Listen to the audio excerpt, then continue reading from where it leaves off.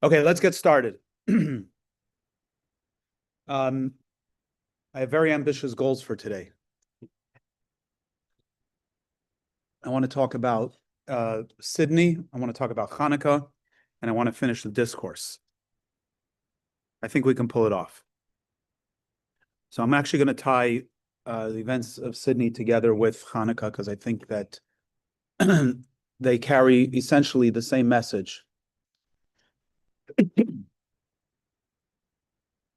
So the question is why is there so much hate in the world? Why do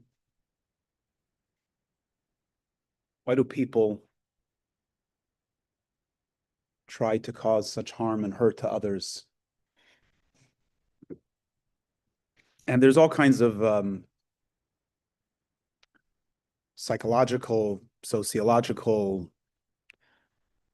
attempts to explain it. Sometimes those are legitimate. In other words, sometimes it's just ignorance. People raise them in sheltered environments, then don't get the opportunity to really get exposure to the world. And that argument holds only so far, because there's a lot of things that ignorant people will do, uneducated people will do in their attempt to try to make themselves feel fit in. But there's a line that any decent, even not decent, any human being who has an anchoring in life will not do. You can hate people, you can despise them, but when you start murdering people, when you start shooting people, picking people off, there's something that is beyond rational explanation.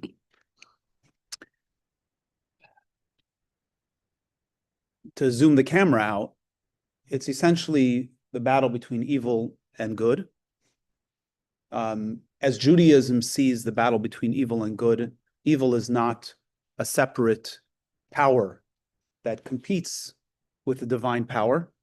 There is no Satan that God created as an independent force that has this ability to actually battle God, that has some kind of contemporary, that is an equal battlefield in some way, or even maybe God has a little bit of the upper hand, but Satan's got a good chance. Doesn't work that way.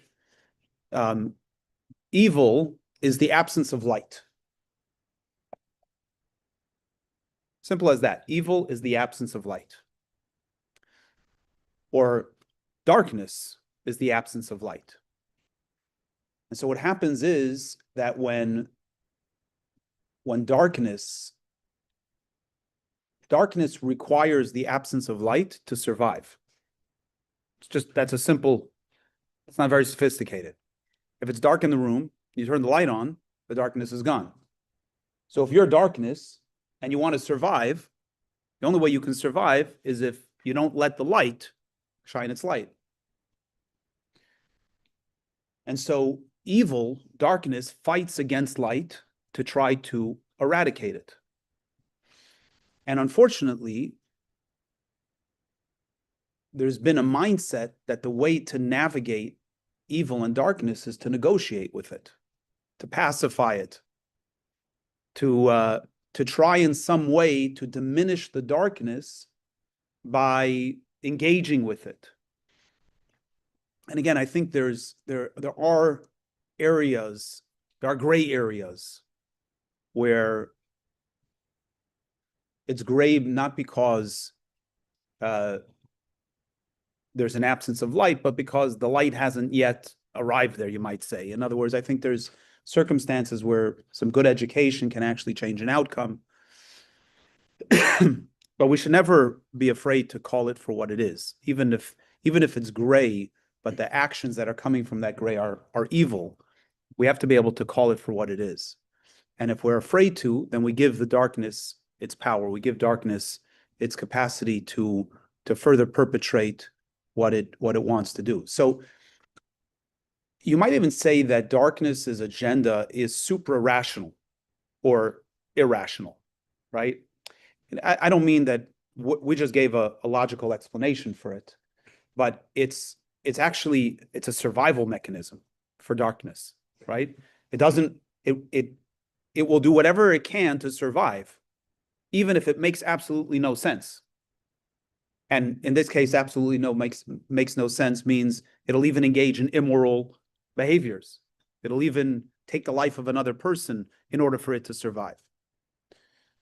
So the way to combat that is not through rational engagement, right? You can meet logic with logic. There's a fellow who wrote some of you might have been at his event. He spoke on Shavuot, and he spoke at an event recently here. His name is Rafi Cohen. He wrote a book called Trash Talk. Trash talk is it's not what it sounds like. Trash talk is where you throw down the gauntlet sometimes, right? So people do this subconsciously, is you want to provoke someone. So you say something to get them fired up. And he does a lot of research in sports. You have a lot of this in professional sports where somebody will say something in order to rile the other person up, and then they can have a real good game, right? And then, you want to throw them off their game by thinking, you make them feel like less than, and then, and you have this in debate, in sparring, you say something because you want to throw the other person off. So he writes, this fellow, Rafi, writes a weekly essay. So the title of his essay is, "Are Some People Too Literal for Trash Talk?" Or you have to be able to see the nuance. Right? If you don't see the nuance, then you say, "Oh, well, this person, we're too sensitive. You take it too seriously." When you're too literal, then you can't play in the trash talk space, because you have to have an equal sparring partner. You can't overcome an enemy if you're coming with tools that are less powerful than the enemy's. So if we are engaging emotionally, so we meet emotion with emotion. If you're engaging intellectually, you meet intellect with intellect. If you're engaging with something that is irrational, what's the counter to that? What do you have to meet that with? Ridicule. Okay, I like that. But I would suggest you don't meet irrational with irrational. Even though it belongs to the same family, you meet irrational with super rational,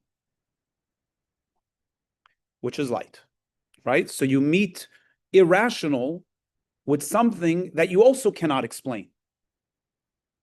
The survival of darkness, of evil, the desire for survival is ready to go to all extremes beyond anything that makes sense.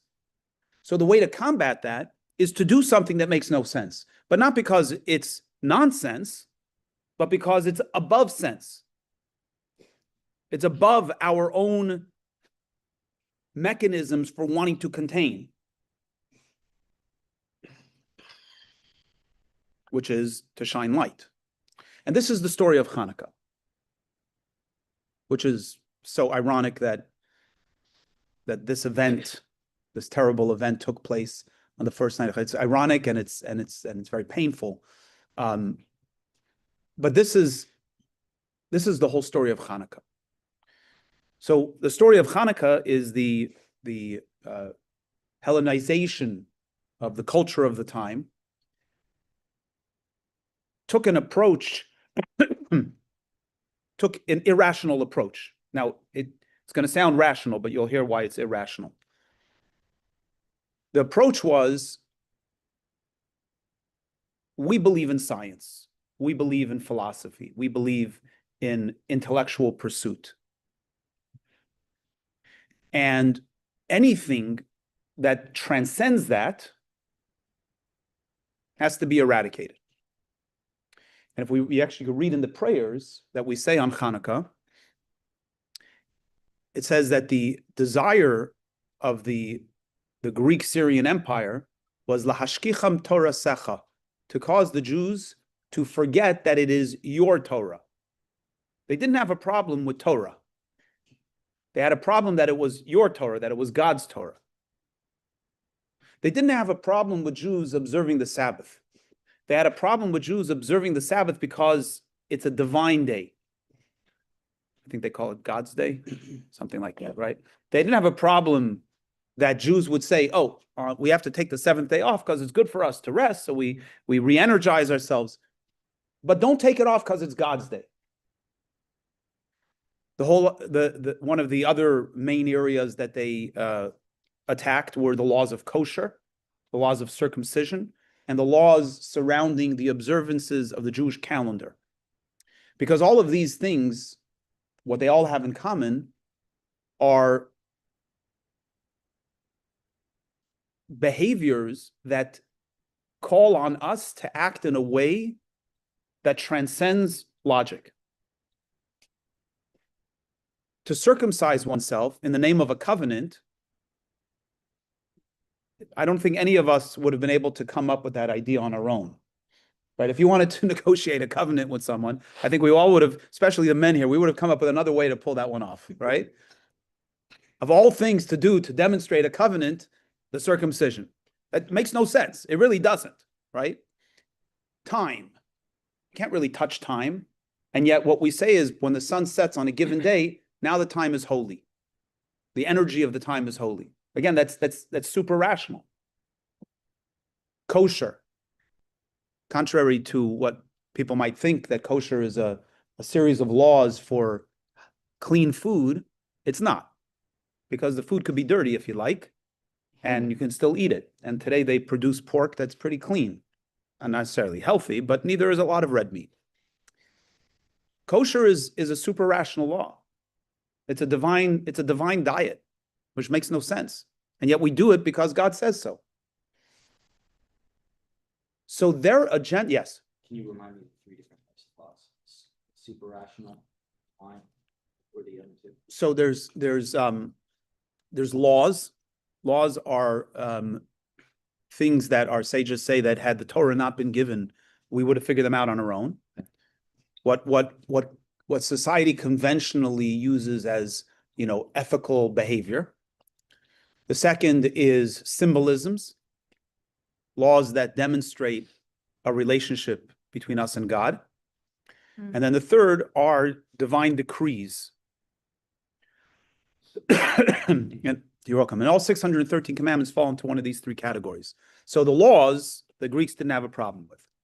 Even the symbolisms, they weren't too caught up in. They were mostly caught up in the decrees, because that's where our behavior demonstrates something that's beyond our own logic. I thought they had several gods, and Judaism was one God. Wasn't that the God of the sun, the God of this, and that? So it wasn't the issue with one God is not that it's one; it's the relationship to that one God. In other words, when you have multiple gods, if you study the opening chapters of Maimonides, he basically sets the record straight on this. By definition, when you have multiple gods, your gods are negotiable, right? It's almost your God is made in your image, right? That's why I can have multiple gods. Because if there's only one God, then that one God, by definition, is the creator of everything. But if there's multiple gods, that means that one God can create another God. I can create a God. And once I'm creating the God, or one God can create another God, then there's already definition to that God. That's already rational. When we say there's one God, that means by definition that it's a super rational being. That's beyond our comprehension. There's no way we can grasp God using any of those rational faculties. So how did the Jews combat this? How did the Maccabees combat this? And by the way, just historically, the majority of the Jewish people bought into this. They bought into the Hellenization to the extent that in the temple, you want to hear like how radical the Hellenization, how perverted it was. The temple, the high priest's role in the temple during the time of Hanukkah was a purchased position. And it was purchased by Jews who had become Hellenized. It was actually it was the spark that lit the fire that brought the whole story down. So basically, there was a fellow named, if I'm not forgetting if I'm remembering, I think his name was Jason. I think there was Jason and Menelaus, and each one had bribed a Greek Syrian official who was overseeing the land of Israel to purchase the position of high priest. And they started fighting with each other, and word came back to the emperor Antiochus, and he said, "Okay, I had enough with you Jews. We're shutting down the temple." And they came in, they defiled the temple, and then the rest of the story evolved from there. But listen to this. They purchased this position, and during those years of the Greek-Syrian rule, these individuals would go into the Holy of Holies, as is the Torah's instruction on Yom Kippur. But they weren't very holy people because they had purchased a position and they were Hellenized. But they knew how holy the place of the Holy of Holies was, and they went into the Holy of Holies on Yom Kippur. And what happened when they went into the Holy of Holies? Anybody know? What do you imagine if you're an unholy person going into a very holy place? It's a bad day. It's a bad day. Yeah. You drop dead. And they would actually tie a chain to the ankle of the high priest who would go into the Holy of Holies, because if after a while he didn't come out, they'd pull him out and he was dead. It's really akin to addiction, right? An addict engages in a behavior using a substance that they know is going to kill them, but they do it anyway because of the high. That is irrational behavior. I'm not judging the addict. I know plenty about addiction. That's not my point. My point is that we can engage in behaviors that are irrational because we're yearning for something, which actually, this perversion is actually very fascinating and in a sense very complementary of the spiritual drive, right? They were willing to give up their life in order to access the spiritual high, even though they themselves were not on a holy level. So how were we victorious in the story of Hanukkah? If you were Judah the Maccabee, or Matisyahu the Maccabee, or any of the Maccabees, what was your approach? Your approach was, we may be small in number, we may have a world that says that we're wrong, there's a world that says we need to adapt, but we know truth, and we are going to stand strong, we're going to maintain our tradition, we're not going to give in. A holy act of self-sacrifice is the most super rational thing one can do. Why? Because what we're saying is, I'm ready to give up my life, and in the act of giving up my life, I'll never be able to do a mitzvah again. Right? At least in this world, I can do a mitzvah. So maybe I should compromise the mitzvah, so at least I can do the mitzvah.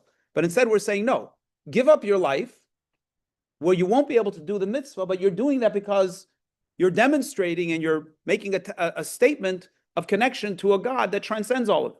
It's the most super rational thing a person could do. But that super rational movement is what combats the irrationality of darkness, the irrationality of evil.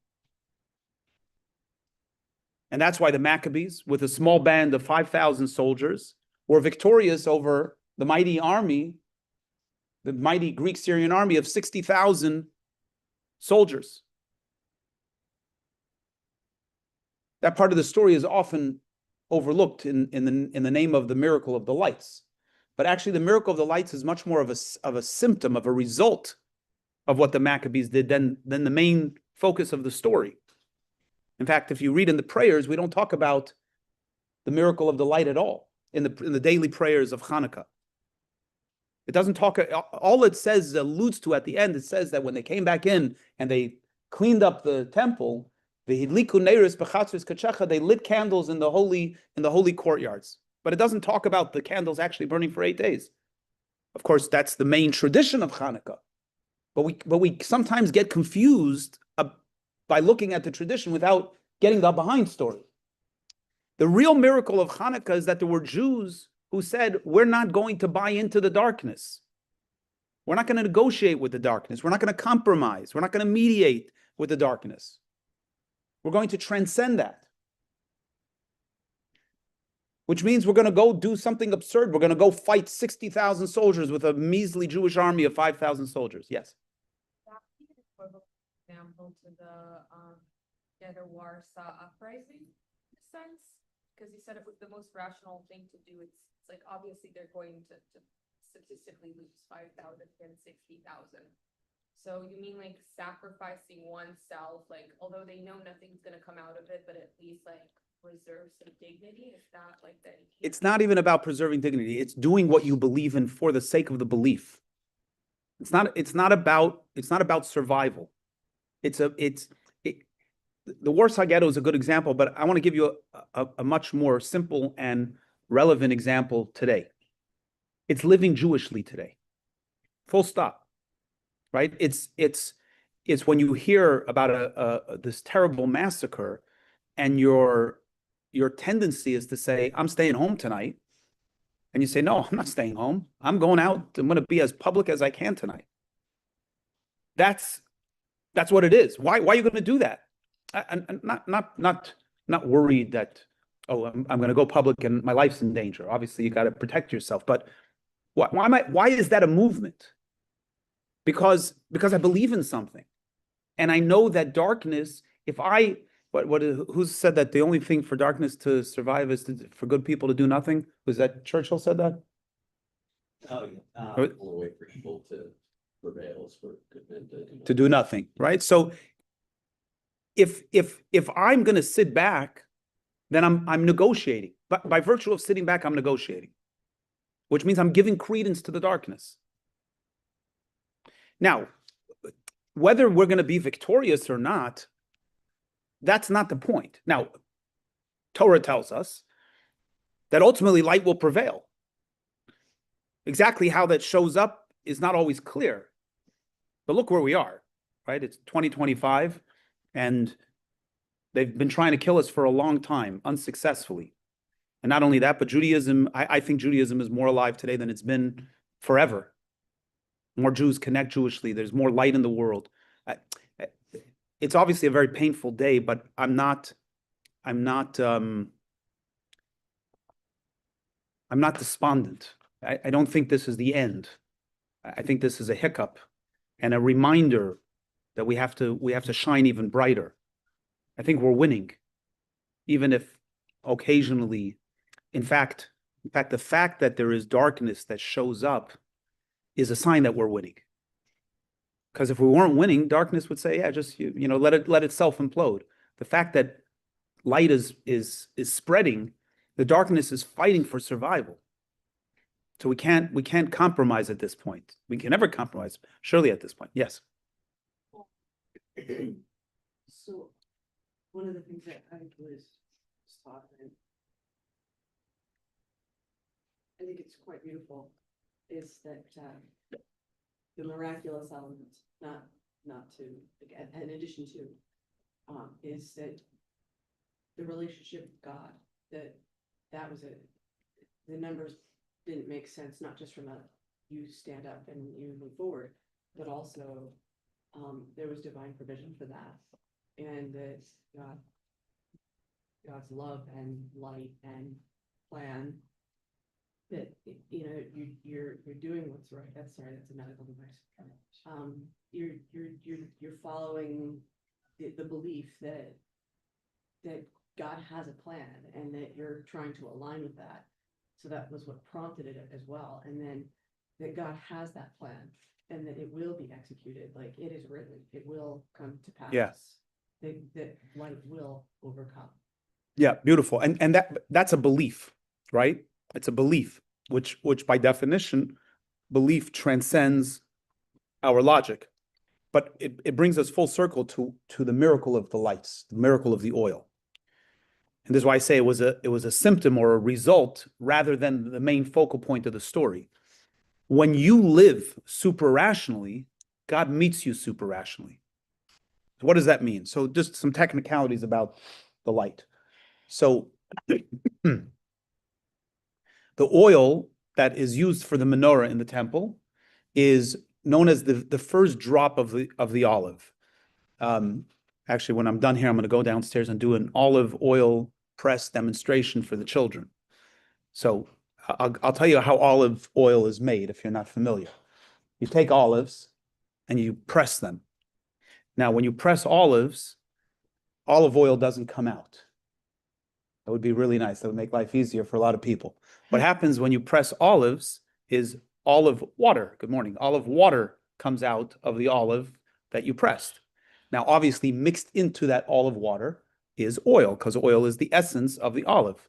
But you have to separate the oil from the water. So I don't know what they did in the olden days, but in modern day, we use a centrifuge. And the centrifuge spins until the particles separate, and then the oil separates out, and you take that oil, and that becomes olive oil. Now, back in the day, however they did it, the first drops of oil that came from the olives is what was used for the menorah. The Mishnah tells us there are different types of oils, different levels of oil, and other oils are allowed to be used for sacrifices and other functions in the temple, but the first drop of oil is what's used for the actual menorah. So there was a place that was a 4-day journey from Jerusalem where they manufactured the oil for the temple. Because the oil needs to be prepared in a state of purity. All the people involved needed to be in a state of purity. And when they finished putting together the flasks of oil that were to be used for the temple, they would put a seal on it, ancient seal that says it's certified kosher for temple use. Huh? It had to be the U. Had the OU or the OK, whatever they had back in the day. Certified by the high priest. When the Greek Syrian Empire army came to defile the temple, they knew what this was about. And what did they do? They broke the seals. That was their agenda. They were saying, you're making a big deal out about a kosher oil. We're going to break the seal to show you that we're defiling your nonsense. When they came to the temple to restore after they were victorious in battle, they looked for one flask of oil to be able to be used for the menorah. And all of them, the seals were broken until miraculously they found one flask. Now, here's the thing. According to Jewish law, if you don't have kosher oil, certified kosher oil, you use, I don't mean kosher as opposed to treif, kosher meaning certified with the high priest seal, you can use other oil. I'll give you another example. Before Passover, in the times of the temple, we brought a Passover sacrifice, right? That's what we commemorate at the Passover Seder. We eat the afikomen, which commemorates the Passover sacrifice that was eaten in the times of the temple. Now, if the majority of the Jewish people are impure before Passover, here's a radical thing, they bring the sacrifice. But if less than a majority of the Jewish people are impure, those people wait until the second Passover, which is 1 month after Passover, where they make up this Passover sacrifice. Can you take a second and talk about what the point of the menorah was in the first place? Oh, that's a great question. Repeat the question. I'm trying to get him to explain what was the point, the symbolism of the menorah in the first place. Why was it there? Why was it important? I know That's a after great Passover, question. I'm talking about from the very beginning. Okay, so I'm going to come back to the question in a minute. Let me finish let me put a bow on this thought, and then I'm going to address that. So the fact that God let them find one flask, that itself was a miracle. In other words, that's God's way of saying, I recognize the super rational actions that you've taken to demonstrate your faith in me, and therefore I'm going to reward that. I'm going to recognize that by giving you the opportunity to do the mitzvah in the best possible way. And then in addition to that, because this was a 4-day journey from Jerusalem, they immediately dispatched messengers there, but it would take them 4 days to get there and 4 days to get back, which is 8 days. That's why it needed to burn for 8 days, right? That's where the 8 days comes from. And so God made a miracle that this oil burned for 8 days so that they didn't have to use any other oil except the best possible oil for the lighting of the menorah. So again, the point being is that the miracle of the oil was actually God's response to the super rational dedication that the Jewish people had in their faith in God and a willingness to fight for their faith and fight for their religion and so on and so forth. Which I think the message for us is not to be intimidated. Intimidation lives outside of the essence. And if we shine from the essence, if we let our light out with faith and confidence, we can show up no matter what the circumstances are, with the totality of our being, despite the fact that the world may tell us we're crazy, they may tell us to go hide, they may tell us to compromise. We say, no, we are light, and light needs to shine. And the only way to get rid of darkness is by shining light, not compromising the light. That's what Hanukkah is about, and that's the response to what's going on, what happened in Sydney. So the Mishnah, is it the Mishnah or the Zohar, asks the question, what is the purpose of the menorah? Did they need its light? Did they need the light of the menorah? Now, what's the question? Maybe they needed light inside. So I'll tell you a little interesting anecdote. What shape was the menorah? It got cold in here suddenly. What was the shape of the menorah? Anybody know?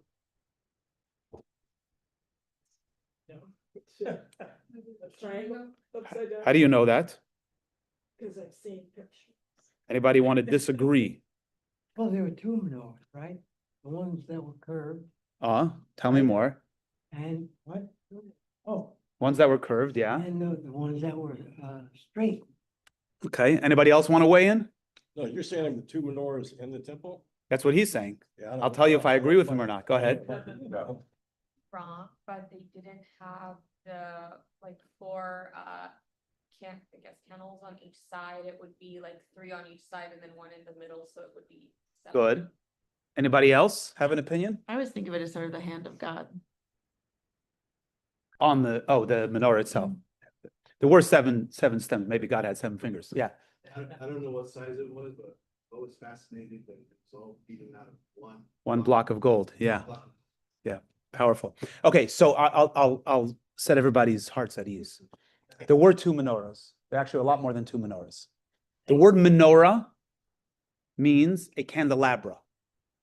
It has nothing to do with the menorah in the temple. The word menorah means a candelabra. The root of the word is ner, which means candle.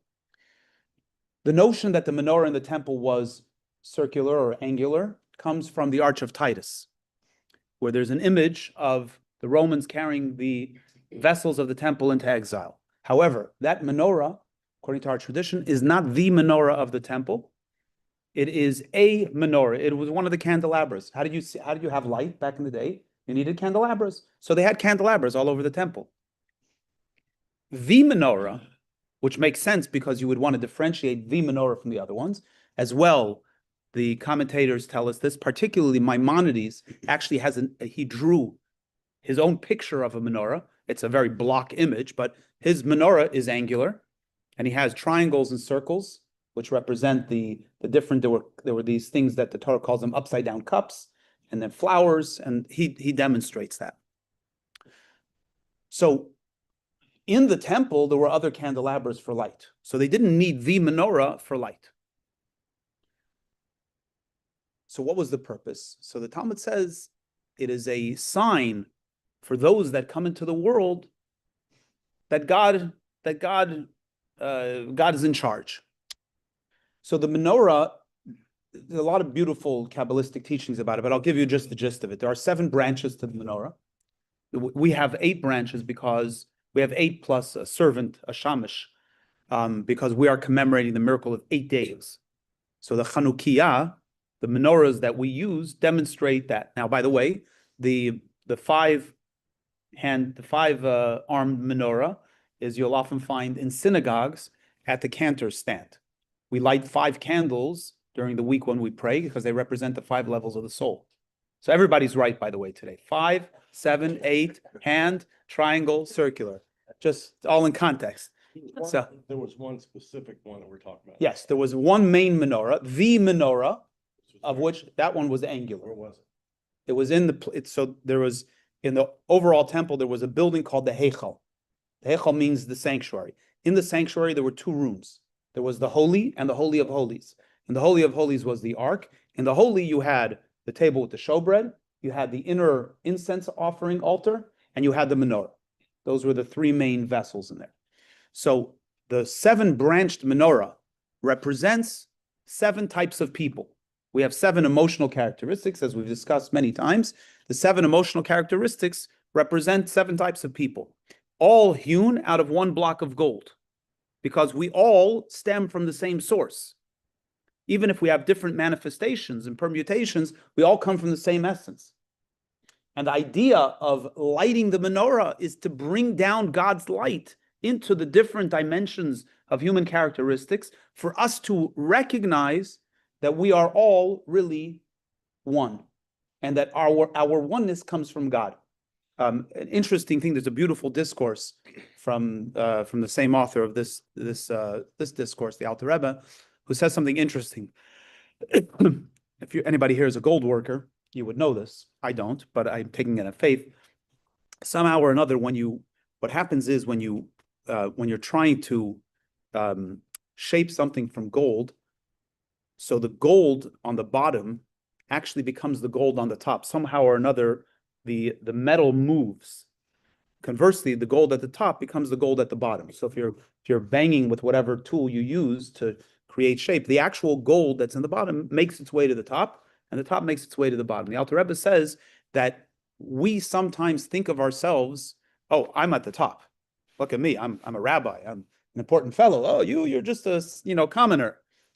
The truth is, the guy at the top actually belongs in the bottom, and the guy at the bottom actually belongs in the top. And God specifically creates us in this kind of upside down way to recognize that we have roles to play here, and that I may have an external role, and then I have an essential reality. And if I can embrace that, then I show up in the world with humility. And in fact, the person that in my perception may be, so to speak, lower, actually is higher. I need them in order to reach my own fulfillment. It's a very powerful idea. Okay, so that's Hanukkah. Let's try to finish this discourse. We've got 20 minutes. We can do this. I think so. If not, we have 1 more week. Or 2, or however many we need.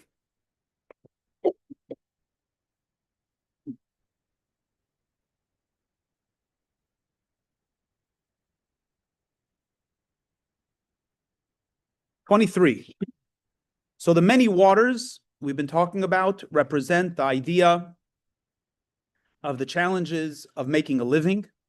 And as we discussed, because the body, the animal soul, has a higher spiritual source, so through our engagement with the challenges of life around us, we actually access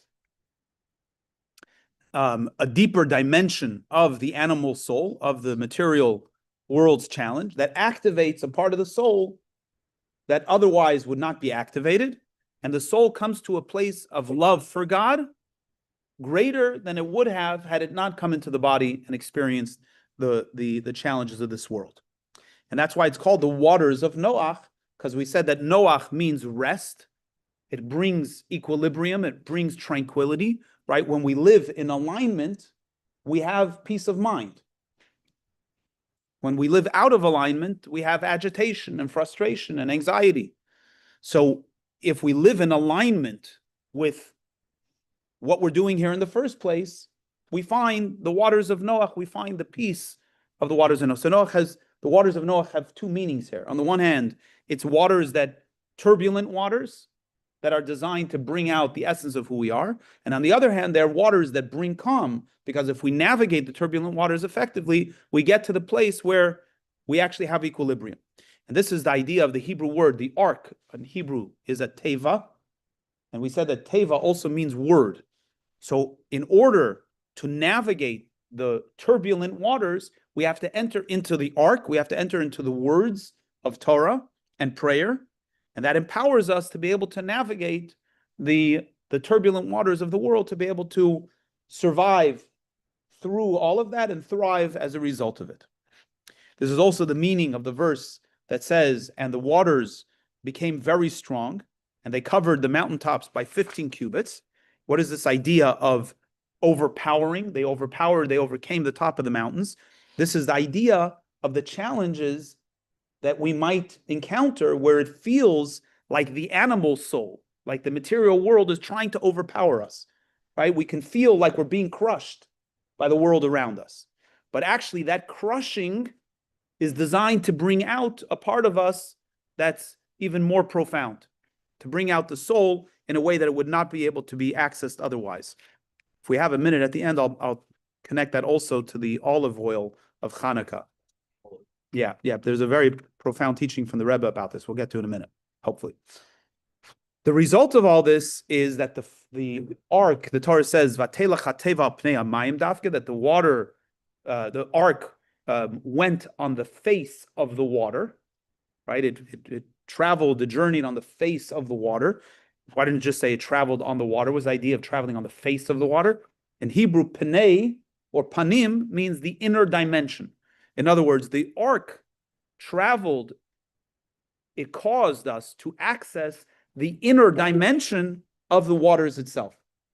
So when let's bring all the imagery together. When we enter into the words of Torah, when we enter into the words of prayer, and we become empowered, right? We become plugged in, we're anchored.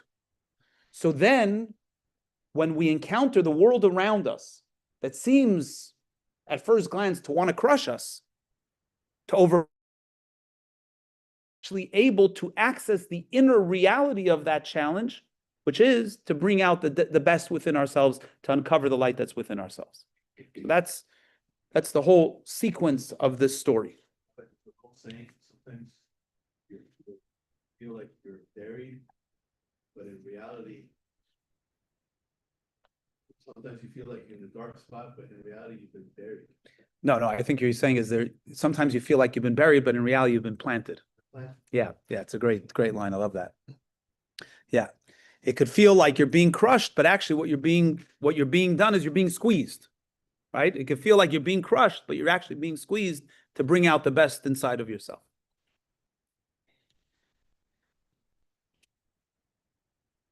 And then the Torah says, Vatorah Mateva, that the ark was lifted up.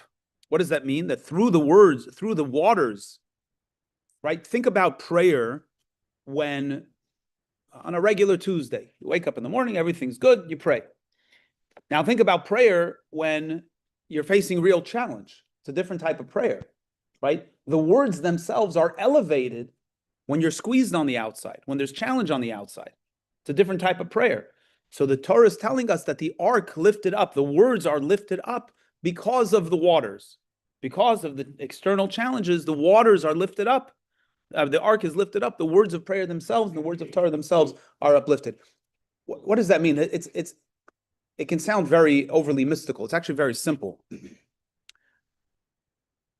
When I pray, it could be a bunch of words, a bunch of lip service. But what's the whole purpose of prayer? It's not just a bunch of ritual words. The purpose of prayer is for me to be able to use the energy of that prayer to navigate life. If I pray effectively, and then I go out into the world and I encounter challenge, I'm equipped to deal with the challenge. So what happens? The prayer itself, the Torah I studied, now permeates my interactions in the world. We're studying Torah here, right? Hopefully, this is not entertainment for you. I'm not sure that I'm that great of an entertainer, but hopefully it's more than entertainment. And hopefully it's more than just intellectual pursuit. You're experiencing something here. You're developing tools for life. So when you go from here and you're going to encounter something today or sometime this week in the world, what you studied here actually becomes a life and a light for how you're going to navigate that challenge, which means that what you studied here becomes elevated, which means that it actually delivers, it impacts in how we live our lives. So whether it's Torah study or prayer, it's not benign words that we're saying. They actually get life and they actually begin to permeate into our lives and they become elevated through the challenges that we encounter. So that's the whole story of Noah. It's the external challenges of the material world around us that through them, the words of prayer and the words of Torah become elevated and we find equilibrium. We access a part of ourselves that otherwise we would not otherwise access. Now he tells us something very fascinating. So I don't know how many of you pray every day. I do 3 times a day, 4 times on Saturday, and 5 times in Yom Kippur. Thank God that's the sequence, not more than that. So, but here's the thing. You wake up in the morning and you got a busy day ahead. And you go to pray with a minyan, or you pray at home, however you do it. And you start your prayers and say, oh my gosh, I got to do carpool. I got a 9 o'clock meeting. I got to this, I got to that. And you say, I got to get this done. You knock out the prayer. So he says, this is a mistake that working people make. You say, oh, those yeshiva students who get to study all day in yeshiva, they spend the whole day studying and praying, they can pray for a long time. But we working people, we don't have time for prayer. We got to go to work. He says it's a mistake. The opposite is true. That it's specifically working people that have the capacity to pray even greater, even better than the yeshiva students. Why? Because what does it mean to really pray? It means to bring yourself to prayer. To bring yourself to prayer, you have to know what darkness is. If you don't know what darkness is, you're not really praying. You're just saying a bunch of words. I've shared this many times that whatever I studied in yeshiva was nice philosophy until I had to live in the real world. You live in the real world, suddenly principles like divine providence and God's presence and personal relationship with God and trust in God and faith in God and all these things, suddenly they come to life. So if you're a yeshiva student and you're saying to God, I mean, just imagine you're a yeshiva student, your parents are paying your tuition, right? The yeshiva is providing your food for you, and you're saying, God, please provide my sustenance. Okay. Now you're a working person, you're 35 years old, you're out in the world, your business isn't going so well, and you start saying, God, please provide my sustenance. That's a different prayer. You're actually praying for something. So the working person actually has the capacity to pray in a very real way because they're overcoming the darkness. Light that comes from darkness is much greater. This is the meaning of the waters of Noach, which, as we said, they are in a line, the relaxed spirit, which is connected to Shabbat, to Shabbos, because Shabbos is a day of rest. As the verse says, that God rested from all his work on Shabbos. During the 6 days of the week, God is manifest. Like, for example, it says on Sunday, when God created the world, it says, Vayomer Elokim yehi or. God said, let there be light. On the second day, God said, Yehi rakia, let there be a sky. Tachea aretz desha, and then on the third day, God said, let the earth give forth vegetation. In other words, what's going on in this whole process? God is creating. It's action. He's creating light, he's creating earth, he's creating grass, God's busy doing, right? It's a time for doing. Then along comes Shabbos. Now God rests. What does it mean God rests? God needs to sleep. God's not resting, not sleeping. It means God is not engaged in output. When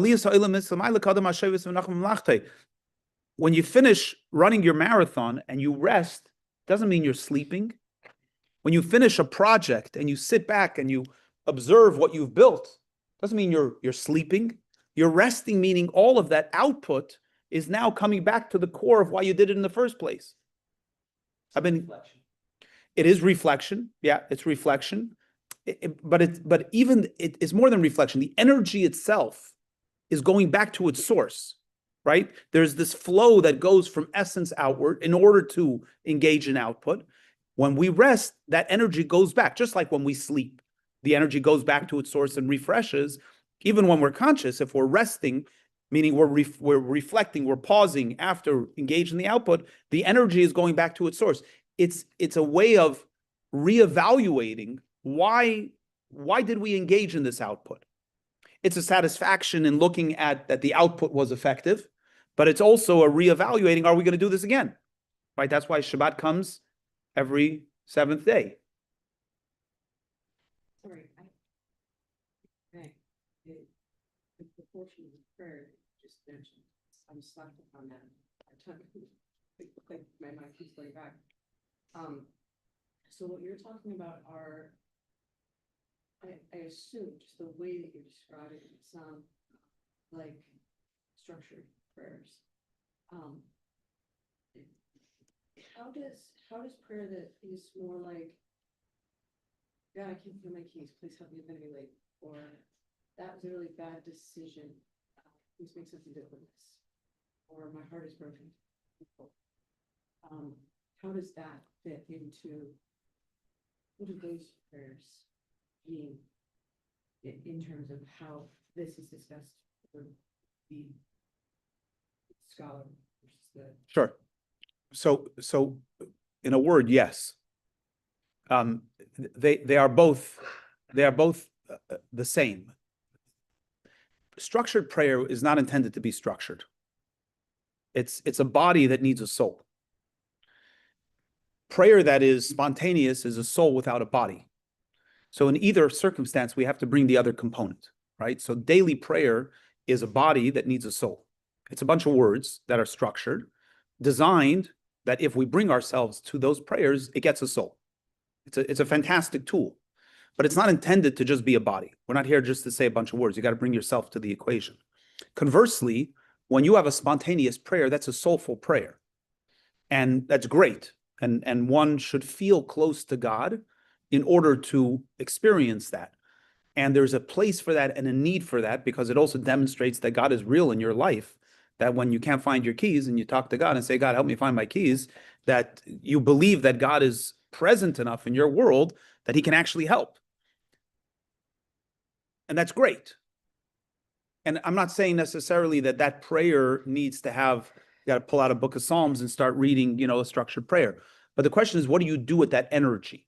In other words, is this just a floating energy, like, God's your wingman when you're in a troubled spot, or is there something deeper to that? And that's where when I'm referring to in this context of structure, is not, oh my God, I'm helpless, I can't find my keys, God help me find my keys, but it's, God, I need my keys. Now, why do I need my keys? What am I trying to accomplish? Where is God just my right-hand man when I need help? What does God really want out of this situation, right?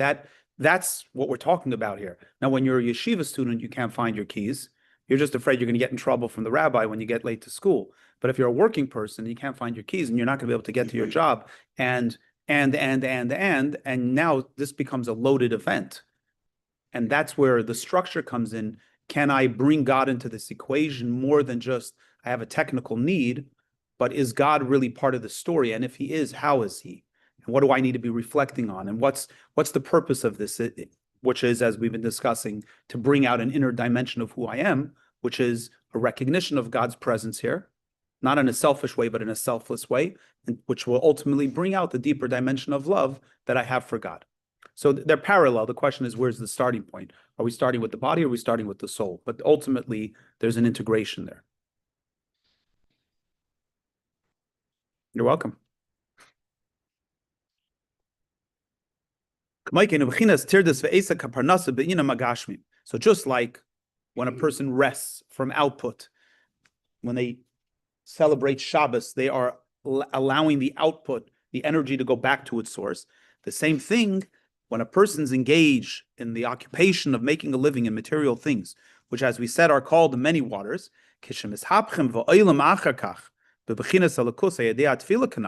when afterwards they are transformed through prayer into godliness. In other words, that's what happens. This otherwise materialistic interaction suddenly becomes a godly interaction, because you prayed, because you studied, and you recognize that God is in the story. So this interaction becomes a godly interaction. So this causes a relaxed spirit, a calming spirit, an aligned spirit, which is the experience of Shabbos. It says that all the prayers of the 6 days of the week is a radiance from the prayers of Shabbos. Let me explain what this means.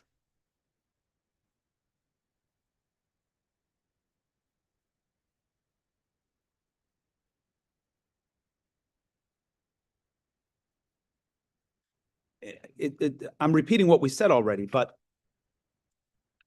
when we celebrate Shabbos, we celebrate Shabbat,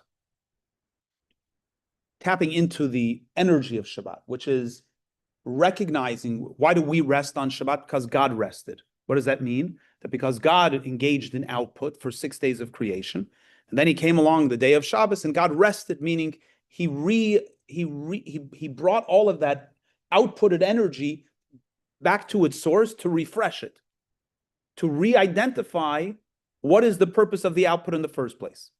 So at the end of the week, when the sun sets on Friday and we shut down and we go inward, we go into the experience of Shabbat, which means we are plugging into that divine energy that's recharging the whole purpose of output in the first place. In simple terms, when you shut your phone off on Friday at sunset, you turn your computer off, you move into a place that says, why do I do this all week? Why am I engaged in all of this output? What's it all about? When you can pick up your phone and look at your next email, you're not reflecting. But when you can't pick up your phone, when you can't look at your computer, and all you can do is be.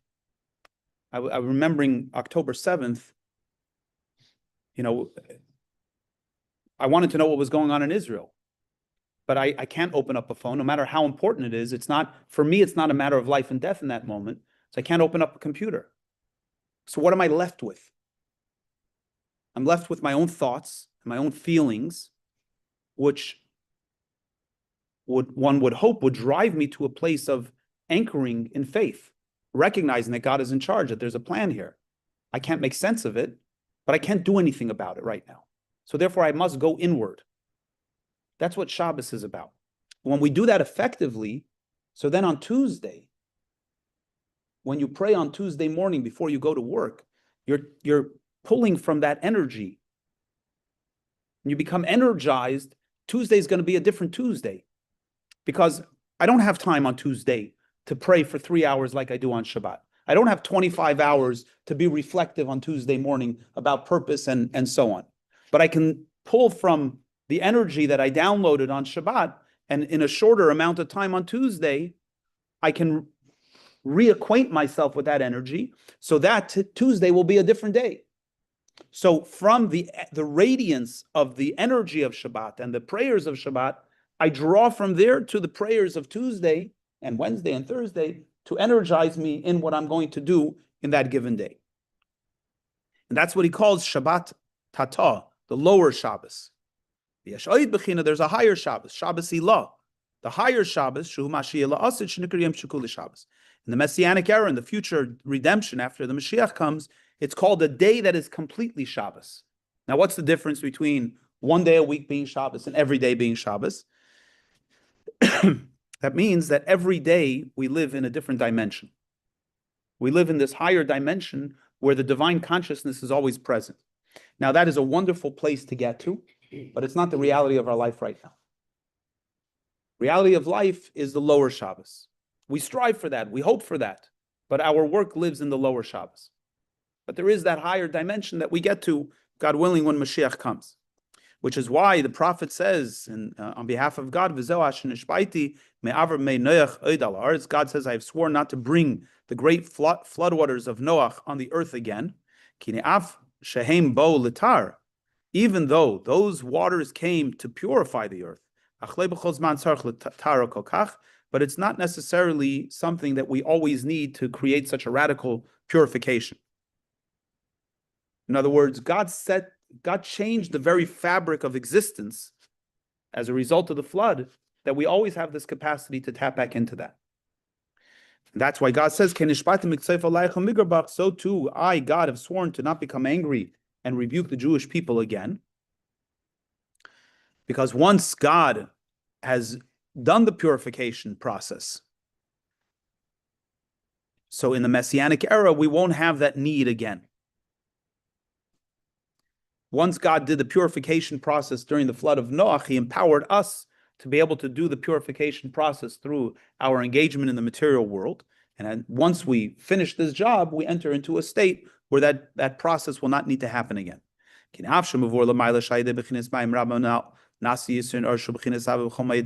though you might say, wait, Isn't this a great thing? Through the challenges of the world, we get to access this deep light. So why would we ever want to retire from that? Why would we ever want to enter into an era where there's no struggle, right? Sounds like we're accessing something that's really powerful. Why would we ever want to get away from that?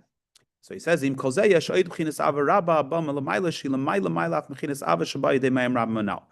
that is because there is a greater love that's even higher than the love that comes through challenge. This is the meaning of the verse in Song of Songs. King Solomon says, with my left hand under my head, his left hand under my head, and with the right hand he embraces me. So there's two types of love. There's love that's born from darkness, and there's actually three types of love. There's love that flows naturally. Then there's a love that is born from darkness. And then there's a love that's so essential that it shatters everything. It's so powerful that it flows over everything. And that's the love of the Messianic era. So the truth is, we can't experience that love until we do the work. It's like you have a gradual light that fits into the vessel. Then you have light that comes as a result of navigating the darkness. And then you have light that's so powerful that typically it doesn't fit into a vessel. But if we've done the work navigating the darkness, then God sends that light in a way that we're able to contain it. And again, I think this is the story of Hanukkah, right? Things were peaceful. Then they became challenging. And the Maccabees and the Jews stood strong and they fought the darkness and came forth with light. What did God do as a result of that?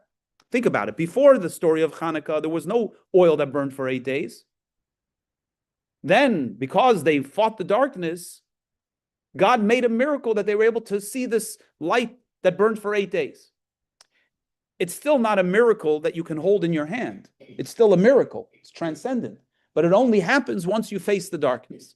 So even though the struggle is good, the love that's born from the struggle is good, it's very powerful, but there's something even higher. We have to go through the darkness in order to bring ourselves into a new dimension where we are able to receive love that's so great, so powerful, that we can experience it in this transcendent way. It's almost like saying, in a relationship, many relationships start out very loving. It's very peaceful. Maybe even a little infatuation. Then it encounters darkness. And if you're successful at navigating the darkness, the love that comes afterwards is far more powerful than the love of the infatuation. But it only happens once you face the darkness and work through it, because then you become a vessel to actually receive this higher level of love. So one would look back and say, I'm glad I went through the darkness because it brought out a deeper dimension of love. But that's not the end of the story. We don't want to stay there. We want to enter into the higher dimension of love. Let me finish this last paragraph, and then we'll take some questions.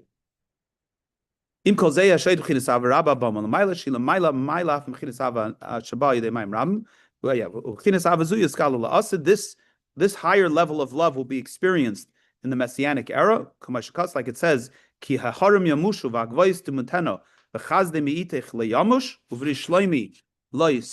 verse says, for even if the mountains would move and the hills would collapse, my kindness from you will not move, and the covenant of my peace with you will never falter. This is an expression of God's supernal kindness, which is God's love that comes from above, this idea of God's right hand embracing. This is why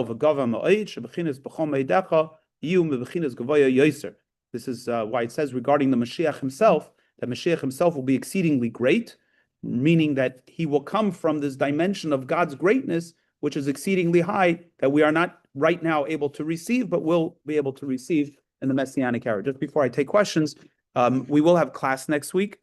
We may do some kind of question and answers and float that, and then after the first of the year, we'll start a new discourse, and I welcome feedback. Yes, questions? About the three loves, are you saying that there's one origin and these are the progressions of it, or that there's separate points of origin and that these are of different ilk? I would say they're the same point of origin. In other words, it's the love of our soul for God. But let's use our analogy. Love between lovers, you didn't get a new love when you navigated these stages. You've accessed love that was already there, right? It's very cliche, but it's true. It's like you can't love another until you love yourself, right? What does that mean? So in the journey of navigating, so you fall in love with someone. You think this is as good as it gets. Then you encounter challenge and you realize, whoa. And to succeed in that challenge, part of the challenge in getting through the challenge is that we think if I can just fix the other person, then the love's going to be great. And however long it takes till you figure out that it's not the other person you need to fix, it's yourself, right? When I can love myself, then I can truly love the other person. So what happens in that transition? You're actually accessing a part of yourself that was already there, but you didn't know it was there. Then once you access that part, then you say, oh, wow, I really love you now, right? What happened now? Did you find a new love? No, you access the deeper dimension of yourself. So, and the same thing is true in our relationship with God. We have love for God. We always did. Then we come down to this world and we encounter challenge.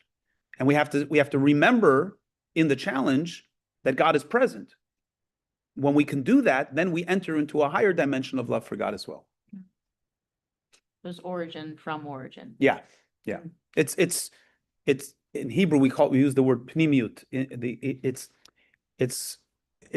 We're going deeper into the same core, right? The soul has many layers to it, and we live on one layer. And the more we dig in, the deeper we get into it. And oftentimes, the way we get in is through the darkness, through the challenge. Yes. God's time is basically kind reversive, looping, recursive, not the time is most, like, I know some people experience them like death charges and things like that. And it's funny, I've heard like autism has more connections to chiral time. Well, what are you saying? I'm not clear what you're saying. Like looping time, circular time, a day is this 1,000 years. Okay. The idea of, the forefathers, the patriarchs, lived as if they were living already. But in the belief of, kind of just like the Maccabees that were stepping out in faith and whatever, living as if it is like already not yet.